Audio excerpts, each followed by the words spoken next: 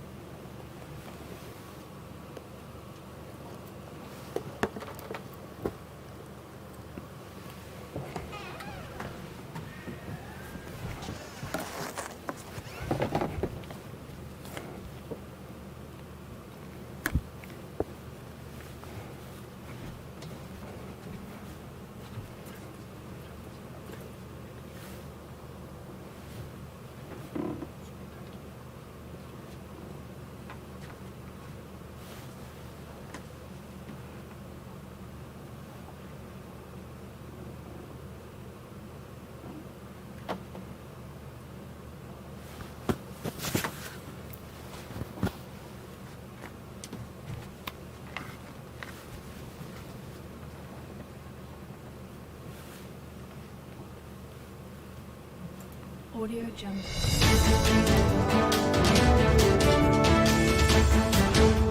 Well, hello and welcome to Speed Feed. My name is Kimani Bogo and thank you so much for tuning in to watch our second episode of Speed Feed. We are live on Facebook and YouTube. Today, as I said yesterday, we will be coming here to talk about trending topics, who is breaking the internet, some of the news that you should know, from politics to mainstream news to social media, to entertainment. Like today I have a very interesting entertainment story that I want to get your thoughts on. Yes, we'll be talking about all of those things and to see some of the things that you should know as you go about your day so you can stay well informed. All right, I don't want to get much into it, but just before we go live, can we remind them that we are live, Yeah, we do that thing, Marvin. Marvin is my producer, Kelvin and Felix, who are all in here with me, yes, to remind you that we are live on Facebook and YouTube. Thank you so much for watching. So, let's get straight into the Speed Feed. Who is trending today? Raila Odinga was checked back in hospital yesterday and his aides say it was just for a routine checkup to get a professional opinion on his fitness levels. The ODM leader revealed a few weeks ago that he tested positive for COVID, and there has been a lot of curiosity regarding his health since, being checked in and out of hospital. But they said it was just for a routine checkup yesterday. Moving on, former U.S. President Barack Obama mourned his paternal grandmother, Mama Sarah Obama, who died yesterday. And in this message that was shared by thousands on social media, in the statement he said that Mama Sarah was not, although she was not his father's biological mother, she raised him and took care of him, enabling him to do well enough to be able to acquire a scholarship to study in America, where he met Obama's mom. Moving on the Speed Feed, an update from the Ministry of Education has been given regarding the reopening of schools and other learning institutions. So they say that the ministry will analyze the COVID situation in the country by the end of April, and then they will issue a directive after that. So the directive will be informed by information provided by the Ministry of Health, and then a decision will be made jointly by the two ministries, which means if you're a student, you have to stay home until the end of April. And that doesn't mean you will go back to school at the end of April. That is when the situation will be analyzed, and then they'll make a decision after that. Sorry to all the students who are at home. But then, on this other story that concerns students, after completing their KCPE last week, parents are now concerned that there will be general dismal performance because the children were at home for such a long time and most of them forgot what they had learned. So most of the parents are asking for leniency in the marking process, and we're not very sure how this will be done, but the Ministry of Education had promised to be considerate in the setting and marking of exams. But we are waiting to see what the results will be like, and I want to get your thoughts on this. Did your child do their KCPE last week, or do you know someone who did their KCPE last week and you're worried about how they were grasping the things that they had learned in school? Yeah, talk to me in the comment section. I'll be reading your comments in just a few. But anyway, moving on the speed feed. Yesterday, BBC put out a tweet saying that Tanzania had confirmed its first case of COVID-19. But then they deleted it so fast, which raised suspicion on why they deleted the tweet. They later put out a statement apologizing for the tweet, saying it was made in error. Moving on the speed feed today, Kanu's Secretary General, Nick Salat, he rubbed Kenyans the wrong way online yesterday after he posted this picture of himself flying to Migori for a burial, despite the directive banning travel in and out of Nairobi by rail, by air, or by road. Now, although we could not independently verify whether he had clearance to travel, a lot of people felt it was a show of how the political class is being exempt from following COVID-19 protocols that are being observed by the rest of us. So it was kind of, people were just expressing like, okay, this is not the time to post yourself flying around the country while some of us are locked within certain areas of the country. Yeah. What are your thoughts on that? Let me know in the comment section. But moving on, this one is a positive story, especially after Machakos Governor Alfred Mutua, what happened. He tweeted something last week, but then this is good PR for him. So he announced that the county had partnered with Mule Supermarket in Machakos to slash prices of basic and essential commodities in an effort to cushion residents from the effects of the second lockdown and the economic challenges that will come with it. So he also announced other waivers on taxes, including zero payment of fees by border operators. And the internet has been good to him with this one after this, especially urging other governors and other leaders to follow suit. He also asked landlords in Machakos to slash rent prices as well to cushion people. As we are going through this second lockdown, a lot of people are suffering. Now, that's on top of what happened last year. Yeah, what do you think? Especially last week, he tweeted he tweeted something about there being very few ICU beds in Machakos, and the internet was after him for that one. But then this week, he's done something that has definitely wiped out all of that. Anyway, moving on. Yesterday, Interior CS Fred Matiang'i presided over the groundbreaking ceremony of the construction of an ultra-modern security command center at the Konza City. So the facility will form the entrance area of the Konza Technopolis. So at first I was like, maybe it was just an ultra-modern police station, but then I realized that this will actually be at the entrance of Konza City. Yeah, so it will have a security barrier, it will also have a fire station, and it will also have an emergency response unit. So Konza Technopolis or Konza City has been, something that a lot of Kenyans are looking forward to. It's a project that was initiated during the Kibaki government, but then it is still continuing to be implemented. Although the progress is a bit slow, but then with such kinds of groundbreaking, so at least when you go to the gate, probably the next 1 year, you will see this kind of ultra-modern facility being built there. All right, I want to read your comments right now. Let me check some of your comments. on this, Kelvin Kinoti is saying, glad I don't have a kid in school these times. Well, given that kids completed their KCPE last weekend and now Form 4s are doing their KCSE, they began also last week and they're continuing, and it will continue for about 20 days. It's a bit of a tricky situation given that a lot of students were at home for a very long time. And more comments. Rodi D says hakuna leniency, kama haukusoma. Well, that's a bit ruthless, but don't you think they should be given a bit of a pass given that they were home for a very long time for something that they did not cause. It wasn't their fault that they were out of school. It was because of COVID. But anyway, if you're a parent, please let me know what's happening. Let me know how your kids are going through this. But moving on the speed feed, Boda riders in Embu, they stormed a police station, freed suspects who were being held in cells, and set one of them on fire with no explanation. That's just it. Moving on, Health CS Mutahi Kagwe says that Kenya is facing an oxygen crisis due to lack of oxygen cylinders as COVID cases and fatalities continue to rise. He appealed to those who could be holding oxygen cylinders to release them to the government to avoid a crisis. Now, he added that the cylinders are expensive and there is a squeeze in the international market. So if you're holding an oxygen cylinder in your house, which I don't know why you would do that, yeah, please submit it to the government.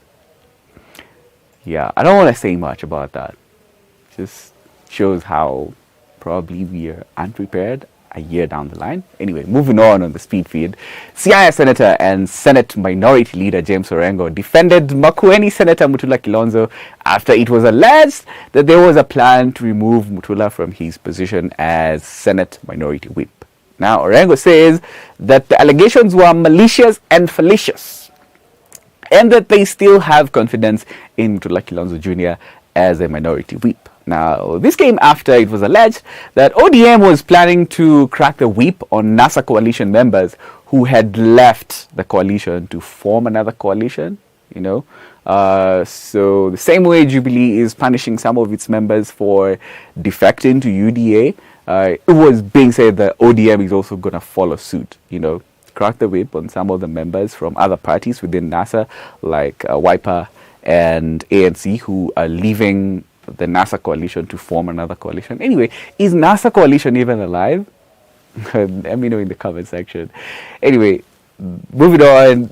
This is a sad story, guys, and I know most of us would probably relate. So yesterday, in The Nation, there were 9 pages. Yeah, I don't know if you guys saw this.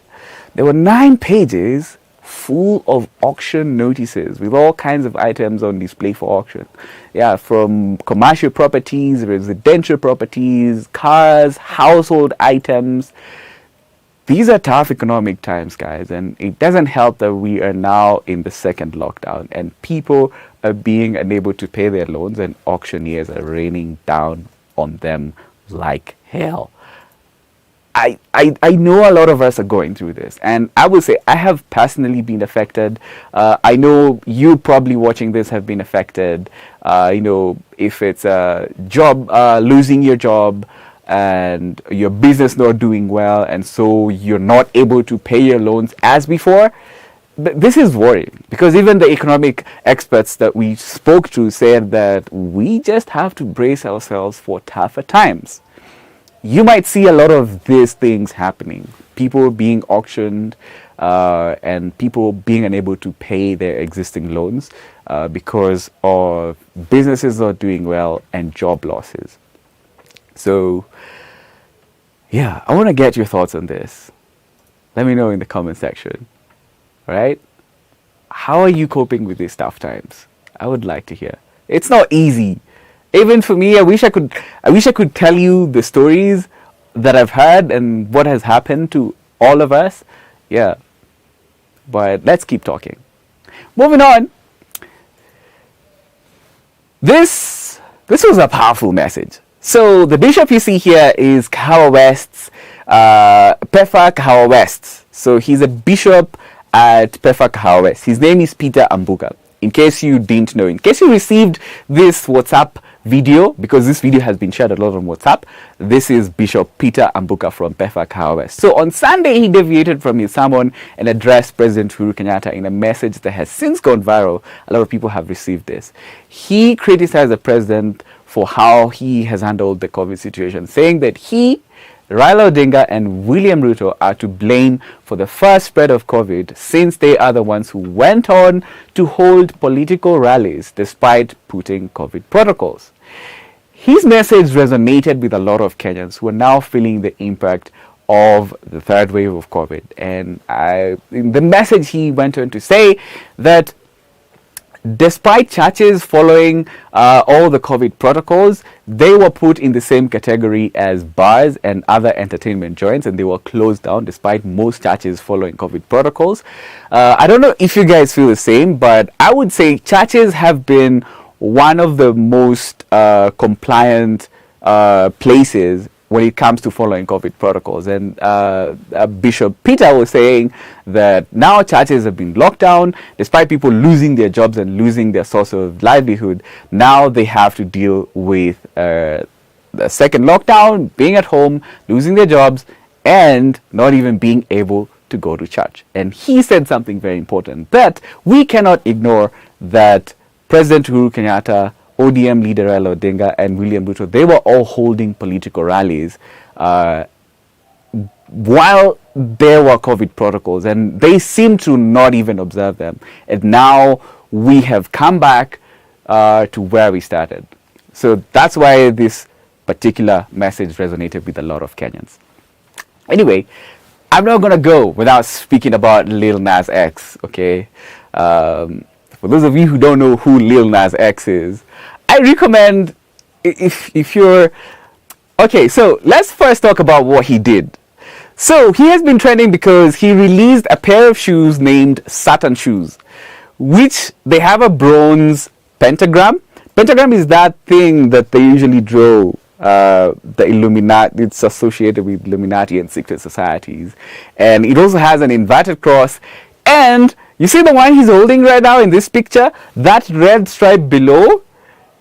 It is said that that thing is made of ink that contains a drop of real human blood. So these shoes were put out and they sold out in less than a minute, and they were going for around $1,018. That's about 120,000 Kenya shillings. So this shoe that this particular guy here is holding, I'm not assuming that all of you know who Lil Nas X is, because he's not the most obvious to everyone. But so this particular guy has been trending because of that. So the shoes were made using modified Nike Airs, and now Nike is suing the company that helped Lil Nas make the shoes for trademark infringement. Because if you see the shoe here, it's not an original shoe. It's a modification of Nike Airs.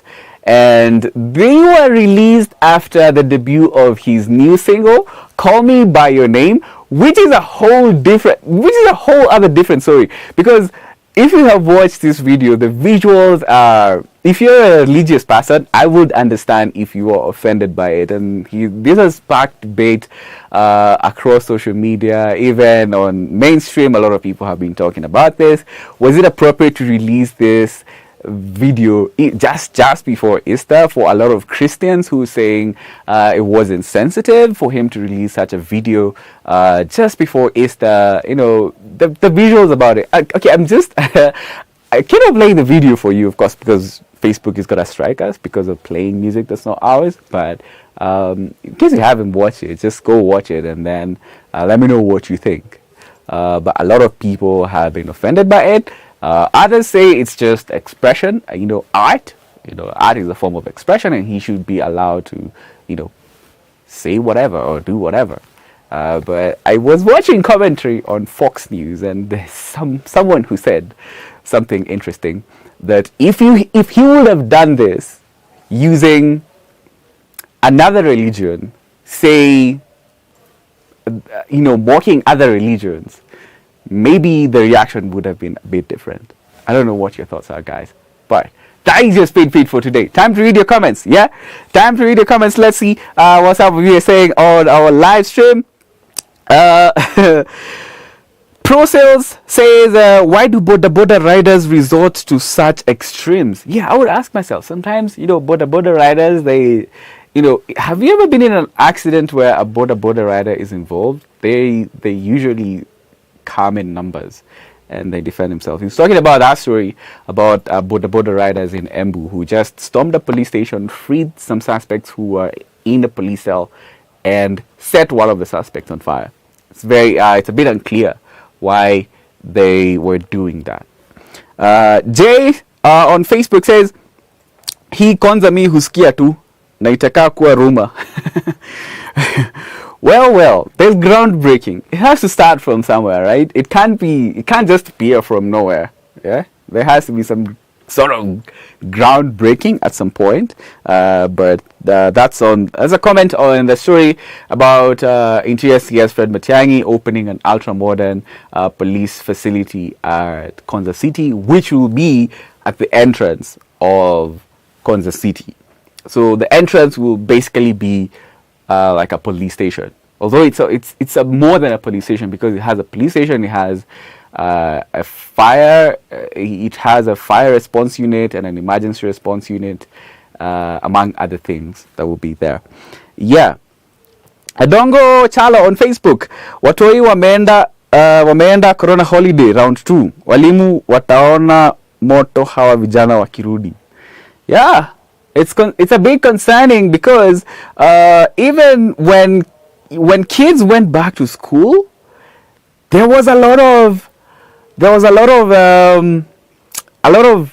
drama going on with kids. I remember reading a story about kids in Embu and Kirinyaga, kids as young as class 7 and class 8 smoking bangi in school. So I wonder what's going to happen this time. Jay also says NASA is dead. Okay.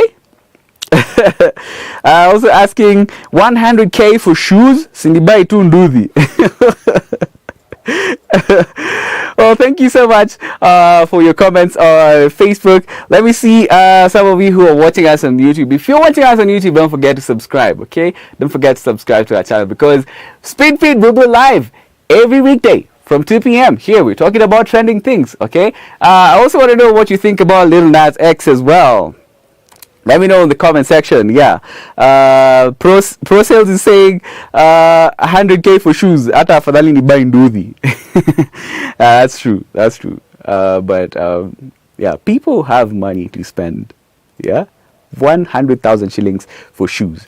Anyway, thank you so much for watching Speed Feed. These are some of the stories that are trending today, some of the things that are happening. To get this and more stories, you can get stories that are trending by the hour, by the minute.